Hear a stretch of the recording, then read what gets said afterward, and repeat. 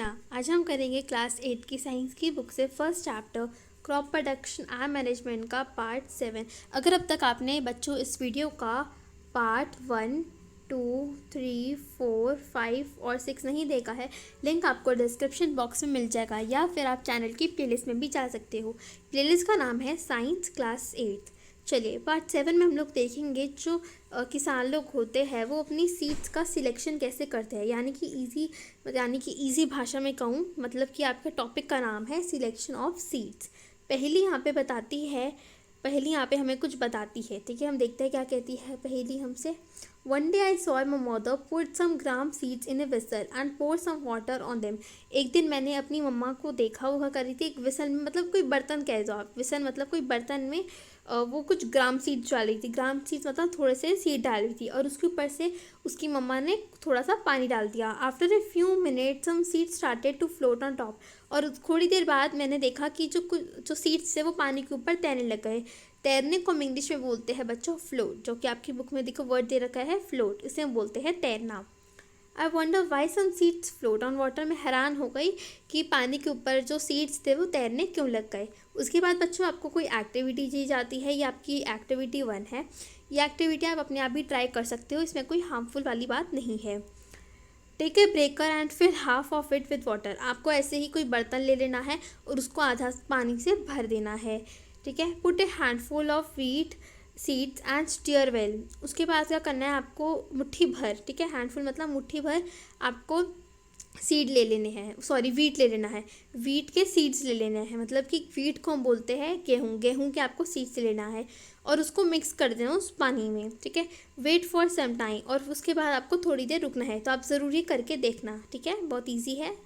चलिए, are these seeds which float on water, would these seed be lighter और heavier than those which sink, why would be the lighter. देखिए ये कहते हैं कि जो सीड्स जो हमने पानी के ऊपर डाले, आपको क्या लगता है वो लाइटर थे या हैवियर थे, यानी कि वो हल्के थे या भारी थे, या वो सिंक थे यानी कि बिल्कुल ही ख़राब थे। Why would be the lighter, पर वो लाइटर क्यों होंगे। Damage seeds become hollow and are those be lighter therefore they float on water. देखिए अब मैं आपको बताती हूँ वो जो सीड्स थे वो पानी के ऊपर बच्चों क्यों तैर रहे थे, है ना। उसकी मम्मी के भी तैर रहे थे। अगर आपने मेथड किया है तो आपके भी ज़रूर कुछ ना कुछ सीड्स जो है वो ऊपर तैर रहे होंगे। वो इसलिए तैर रहे थे क्योंकि वो सीड्स डैमेज थे। डैमेज मतलब वो सीड्स एकदम बेकार थे, ठीक है, और वो होलो हो गए थे, मतलब वो सड़ गए थे और वो हल्के भी हो गए थे, इसीलिए वो जो सीड्स थे पानी के ऊपर वो तैरने लग गए, ठीक है बच्चों। चलिए आगे बढ़ते हैं। This is a good method for separating goods healthy seeds from the damage one. और ये सबसे अच्छा मेथड है जो किसान यूज़ करते हैं। इससे पता चल जाता है कि कौन से सीड्स हमारे लिए हेल्दी है और कौन से सीड्स हमारे लिए बेकार है, ठीक है बच्चों। तो ज़रूर आप ट्राई करना। Before sowing one of the important task is to know about the tools used for sowing seeds. सब सोइंग से पहले हमें पता होना चाहिए कि हम सोइंग के लिए कौन से सीड्स यूज़ कर रहे हैं। सबसे पहला होता है बच्चों हमारा ट्रेडिशनल टूल, ये सोइंग के लिए हम यूज़ करते हैं। The tool use traditionally for sowing seed is shaped like a funnel. और ये जो ट्रेडिशनल टूल है ये एकदम फंगल की तरह शार्प्ड होता है। The seeds are filled into the funnel pass down through two और थ्री पाइप्स। देखिए ये जो फंगल है इसमें क्या करते हैं, इसके अंदर हम सीड्स डाल देते हैं और ये 3 या पाइप से नीचे जाता है और वो चाय पाइप होती है ना उसके शार्प एंड्स होते हैं। These end pipes into the soil and place seeds there. और फिर क्या होता है जो सीड्स इसमें से डाल दिया जाते हैं, फिर वो नीचे सोइंग मतलब वो जो सीड्स होता है वो मिट्टी के अंदर घुस जाता है और इसे हम बोलते हैं सोइंग। इन्होंने हमें पिक भी दिखाई है, मैं आपको बताती हूँ। ये हमारी पूरी फंगल की मशीन है। ये देखिए फंगल है, इसके अंदर से यहाँ से सीड्स डाल रहे हैं और ये 2 या 3 पाइप से जो है सीड नीचे आ रहा है और नीचे आके फिर जो सीड है वो मिट्टी के अंदर घुस रहा है। ये क्या हो रहा है बच्चों, हमारा सोइंग हो रही है। अब हम सेकेंड टूल देख लेते हैं। सेकेंड टूल है हमारे पास seed drill. Nowadays the seed drill is used for sowing with the help of tractors. ये जो सीड ड्रिल है ना, ये सीड ड्रिल होता है ट्रैक्टर की मदद से। The sows the seed uniformly at equal distance and d. और इससे क्या होता है, सारे सीड्स जो है इक्वल डिस्टेंस में जाते हैं और अंदर गहराई तक जाते हैं। It ensure seeds to get covered by the soil after sowing. This protect seeds from the been eaten by birds. और फिर क्या होता है, जो सीड होते हैं ना मिट्टी के अंदर घुस जाते हैं और जो सीड मिट्टी के अंदर घुसते हैं फिर उसके ऊपर मिट्टी आ जाती है। इससे क्या होता है, जो सीड होते हैं वो ढक जाते हैं और जो बर्ड्स होती है वो सीड्स खा नहीं पाती, ठीक है। Sowing by using a seed drill saves time and labour. और अगर किसान लोग जो सोइंग है वो सीड ड्रिल की मदद से यूज़ करते हैं तो इससे उनका टाइम और लेबर दोनों बचती है। देखिए सीड ड्रिल की मैं आपको इमेज भी दिखा देती हूँ। ये होता है सीड ड्रिल और ये ट्रैक्टर की मदद से चलता है, ठीक है। चलिए अब आगे बढ़ते हैं। अब आगे हमें पोजू कुछ कहता है। पोजू कहता है there is a nursery near my school. एक नर्सरी है मेरे स्कूल के पास ही में। I found that a little plants were kept in this small bags. Why are they kept like this. क्यों उसने देखा कि जो मेरे स्कूल के पास नर्सरी है वहाँ पे जो प्लांट्स है वो किसी बैग के अंदर डाले हुए हैं। पहले मैं आपको मतलब बता दूँ कि नर्सरी मतलब क्या होता है। नर्सरी मतलब होता है बच्चों जहाँ पे बहुत सारे प्लांट्स रखे जाते हैं उसे हम बोलते हैं नर्सरी। वहाँ पे फॉरेस्ट के भी प्लांट्स होते हैं, ठीक है।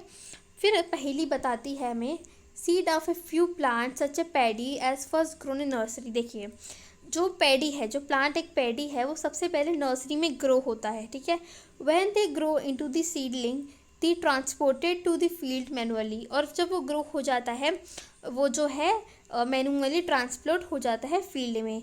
सम forest plants and flowering plants also grow in nursery.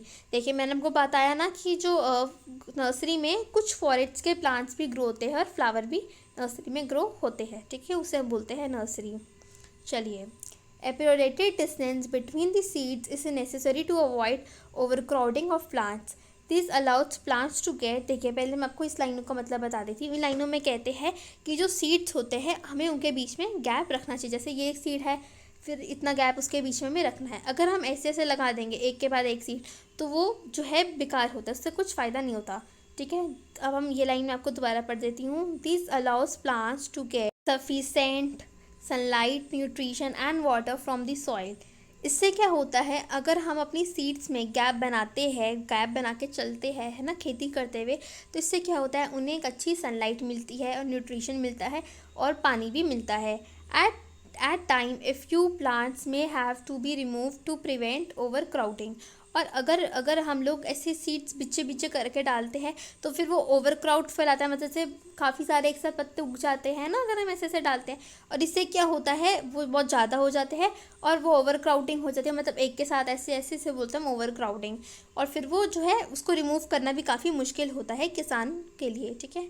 अगली वीडियो में हम लोग देखेंगे एडिंग मैन्यूर एंड फर्टिलाइजर्स। ये होगा आपका पार्ट 8, ठीक है बच्चों। और आज पार्ट 7 में हम लोगों ने पढ़ा कि जो किसान होते हैं वो अपनी सीड्स का कैसे सिलेक्शन करते हो। और ये आज का हमारा वीडियो था। और मैं आपको बताना चाहती हूँ ज्ञान कक्षा है देता है हमको क्लास 1 से लेकर क्लास 12 की सारे सब्जेक्ट्स के सारे की टॉपिक्स की वीडियोस बिल्कुल फ्री ऑफ कॉस्ट। और अगर आप नए हैं तो फटाफट से ज्ञान कक्षा के चैनल को सब्सक्राइब कर दीजिए और जितना हो सके ज्ञान कक्षा के वीडियोज़ जो है अपने ग्रुप्स, स्टडी ग्रुप्स पर शेयर कीजिए, ठीक है। और फटाफट से सब्सक्राइब भी कीजिए। मिलती हूँ मैं आपको अपनी अगली वीडियो में, तब तक के लिए राधे राधे।